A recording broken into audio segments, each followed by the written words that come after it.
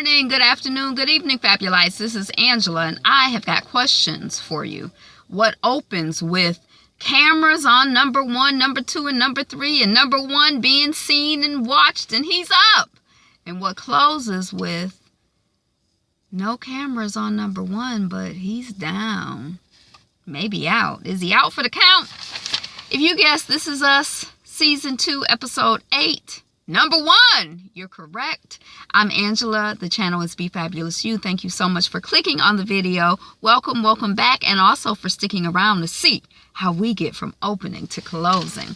So we got videoing of the kids as Mama Becca and Daddy Jack, and to Kev, about Kev, they're like, walk, come on, I know you want to do it, I know you can do it, come on, number 1 is up, Kevin's up, the first one born, the first one to walk, yay, Jack is number 1, oh no, Jack, number 1, is there nothing number 1 can't do?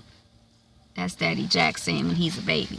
Kevin, today, we see him taking a pill or two, a bottle of alcohol in front of him. He's sitting on something. Alcohol in the foreground of the shot. Much alcohol all around. We see him dancing and then sleeping, then mirror gazing, then drinking, then eating, then spacing out, then picking up prescription bottle, then chasing drugs with 2 different types of alcohol. He's going deep into his own. Oh, he's gazing deep into his own eyes in the mirror. Then we see Sunday Night Football on TV, and housekeeping is knocking on the door and calling out as Kevin walks into the frame. Does open door into frame, does open door. He does open the door. Oh, but the woman is like, but he kind of hesitates. She's like, do you need service towel, sir?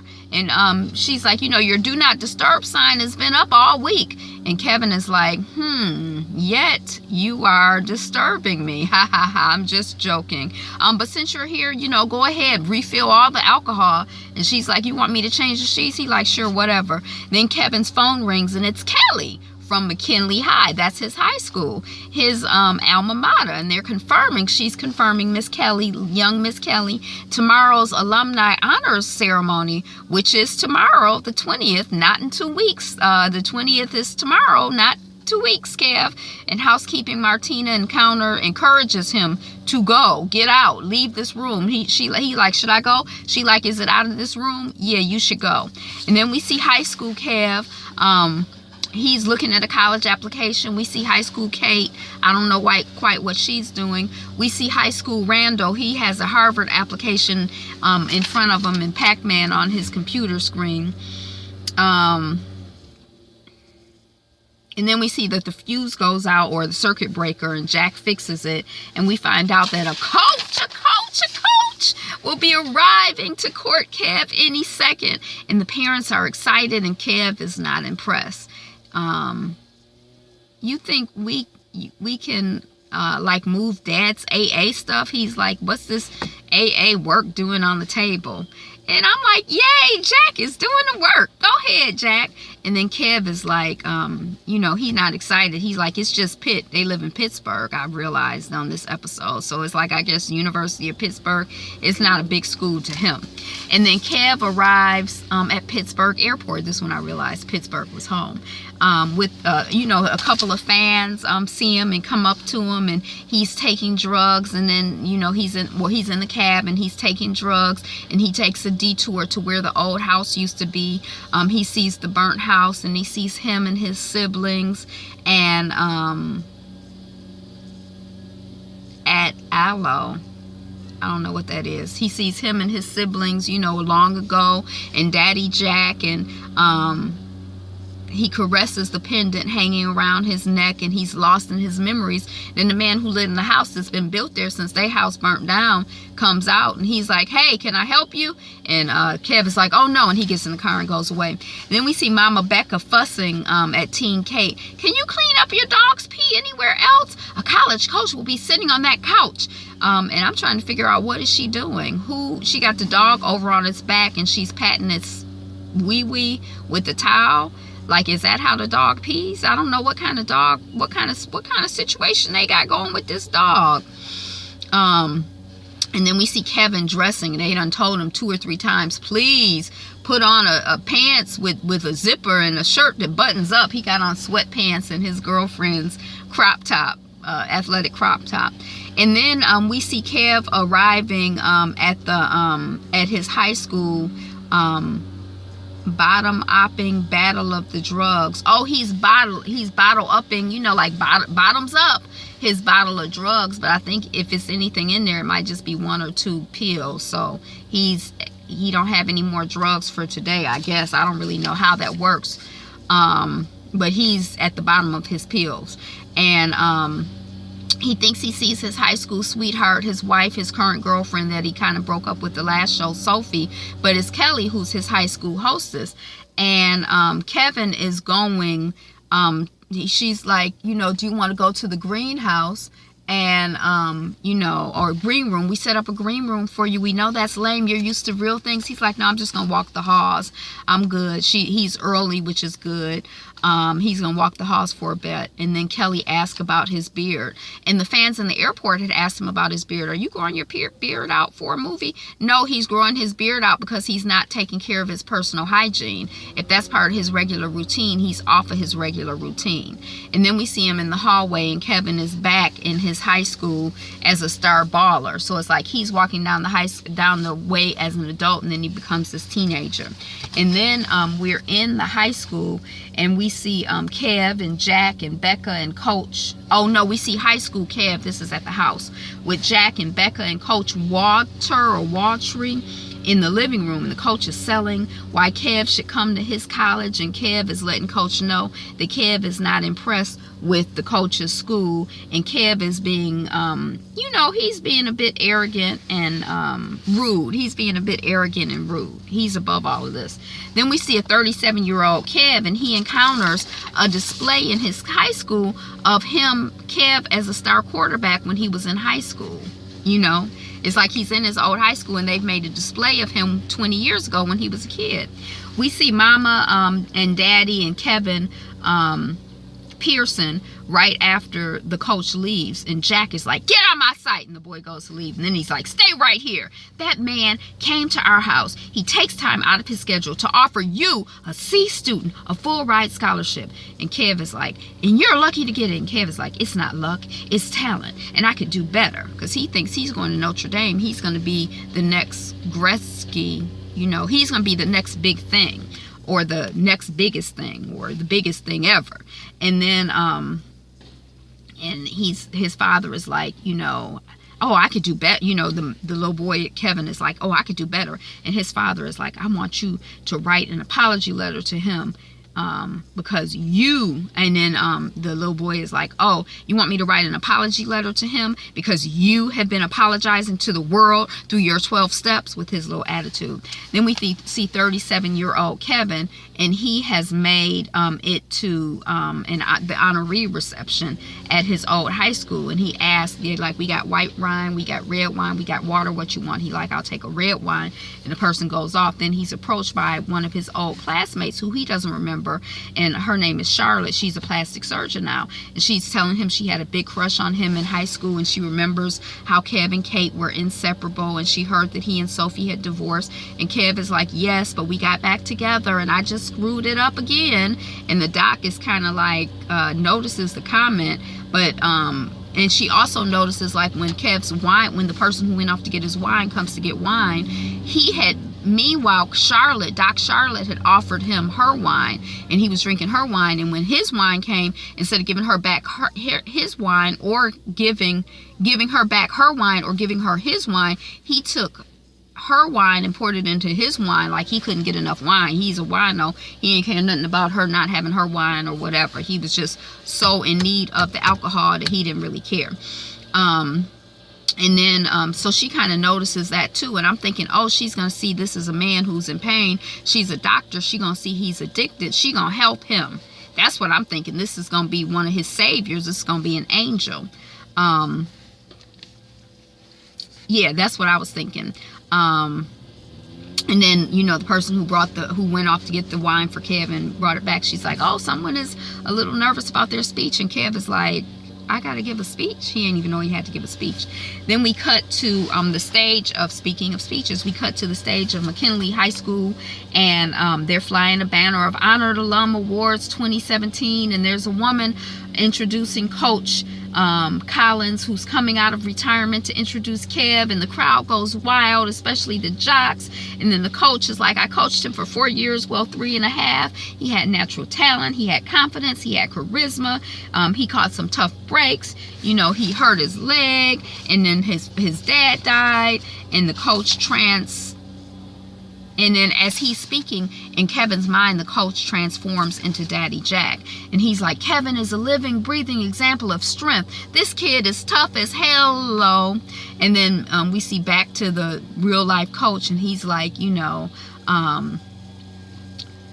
this little award may not mean much to you, but to me, who knew you when, Kevin, who knew your father, we are all very proud. And then there's like applause and hugs, and Kevin is like, you know, thanks, but you know what you said about me is wrong. I am not strong at all. And then the kids from the audience, a kid from the audience is like, we love you, Kev. And then other people join in. And, you know, he's like, no, don't do that. Don't love me. You know, love this newspaper man who's a dying breed, and he's struggling against that. And love this doctor, Dr. Everly, who does work with, you know, children who, so they can face the world with pride. I'm not worthy of this award or any honor, for that matter. And then the crowd, you know, he's crying out for help. He's trying to confess, and the crowd is like, oh, we love you. That's so great. You're so smart. And then he's in his high school, it's back in his high school age. He's at home, and he's in the fridge, and Daddy Jack is like, oh, you couldn't sleep either. He's like, you know, hey, you know, Randall wants to tour a college in DC on Friday, and I'll probably miss your football game. You know, I'm sorry I yelled at you earlier. What's going on with you, Kev?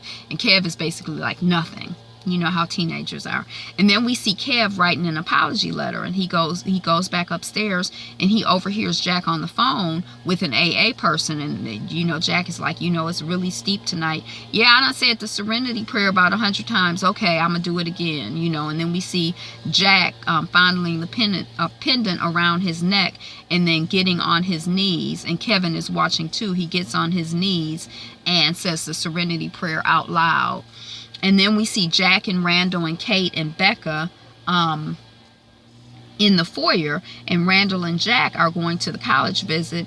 And Randall, according to Kate, is a math prodigy with perfect SAT scores, but he's still controlling and very tense. Mr. Randall is. He's like, we gotta leave so we get there on time. You know, he's not quite, you know, I don't know anything about the spectrum, but he might be a little bit on the spectrum in terms of trying to control stuff, just a little bit, I guess. And then we see the 37-year-old Kevin after his speech, and he's being congratulated and fawned over, and no one notices or cares how weird he looks. He looks spaced out. He looks bad. He's not smiling. He's ignoring Toby's call, and he had ignored a call or two from Kate earlier.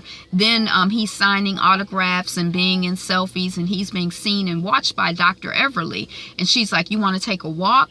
And I'm like, yes, you know, fresh air, space, human to human contact. Dr. Everly sees that he's in pain, and she's going to treat him like a human being.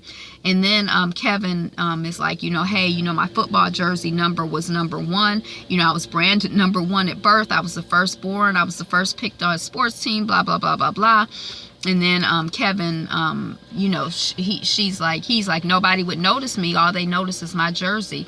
And they're like, well, you know, the woman is like, well, you know, you're the first guy to get drunk at the in the high school, you know, quad or whatever. And he's like, no, our janitor used to be drunk. And she's like, huh? So it's like he was observant and kind of sensitive to that stuff even then. She's like, huh, I thought one leg was shorter than the other. And Kev doesn't feel seen beyond that number 1. And then the doc, instead of comforting him, makes a pass at him. She puts his hand on his knee like, hey, you could get it. And Kev is like, you know, don't do that. And then he goes over to the football field, and and you know, they part ways. And then he's on the football field, and he's like, it's just him and his drink and his memories, and he reenacts and voices over him as a teenager on the field. So we actually see him as a teenager on the field playing during a game. And he talks about his injury to his knee, and no matter what Pearson does, everybody loves him. And his knee gets hurt and he's down, but he still has a girl. He's up, then his dad dies, and then he's down. Then he gets married to the girl of his dreams, and he's up. And he, you know, before everything happened, he was like seeing his future as going to Notre Dame and having the Heisman Trophy and winning the Super Bowl, and his proud dad. And you know, but it's like he just keeps going up and down, and then he's up, and you know, he's married the girl of his dreams, and he messes that up by cheating on her. But does he get punished? No, he gets hired as to make a sitcom, and he's making millions of dollars, and then he messes that up. But does he get punished? No, he gets the girl back, and he gets hired to make a movie. That's even better than making a sitcom. So it's sort of like, you know, then he's down again, the same knee. He tries to be strong, but he needs the painkillers. And even when he tells people how pathetic he is, they just cheer. They just don't hear it. And then we see the teenage girl, Kelly, that's his hostess. She comes up to him on the field, and once again, you know, he's in pain, but all she's like is, you want to party? Like, I don't know, maybe she thought that was a good way to deal with the pain, but I just think it was like an opportunity for her to be around a famous person, maybe have sex with a famous person or whatever. Then Kev goes and gets with Dr. Charlotte, and she's just gushing after they had sex. And we learned that he was nice to her in high school in an abstract way. He didn't know her personally, but he even rescued her from a guy that was trying to get too handsy. And she notices that he's sweating, and she's like, oh my gosh, you know, I'm gonna go open the window. He's like, yeah, you know, I gotta go to the bathroom. And then he comes out of the bathroom. When he in the bathroom, he going through all her medicine cabinets looking for drugs. He's sweating because he ain't had his fix. He need a fix. And then he's like, when he comes out the bathroom, he's like, I think I'm a little hungry. Could you go and fix me some food? And she goes into the kitchen, and he's going through all of her drawers and stuff looking for whatever, and he finds her prescription pad, and then he leaves. And then we see the high school Kevin getting an MRI. You know, he hurt his foot on the football field. I might not have said that, his knee. And then Randall and Jack are greeting Rebecca and Kate in the hospital, and Kevin is watching his parents talk to the doctor. Then we see the 37-year-old Kevin in line at the pharmacy line at the drugstore, and he's impatient, and two cops come in, and Kev is trying to see if he's in trouble. It seemed like he's nervous of the cops, and he looks at this prescription that he wrote, and it's for fentanyl. And I read someplace that what he had written for himself, a pharmacist would have known that something was wrong with that, because that prescription could have killed somebody. Or like, why would he write fentanyl? It's like, you know, they were saying that was like not a realistic, but to me it just looked like he had some prescription written. I didn't know what it was. And then he reaches for his pendant around his neck, and he realizes that his locket is gone, and he's like, no, and he rushes out of the drugstore. Then we see the teen Kev in the hospital bed, and Daddy Jack comes in. He like, how you feeling, champ?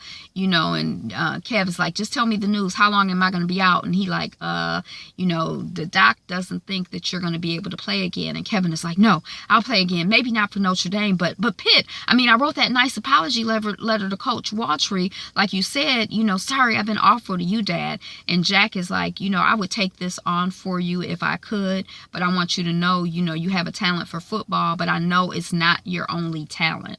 And then Jack gets this, you know, he gets his necklace that he had around his neck, and he's like, hold on one second, hold on.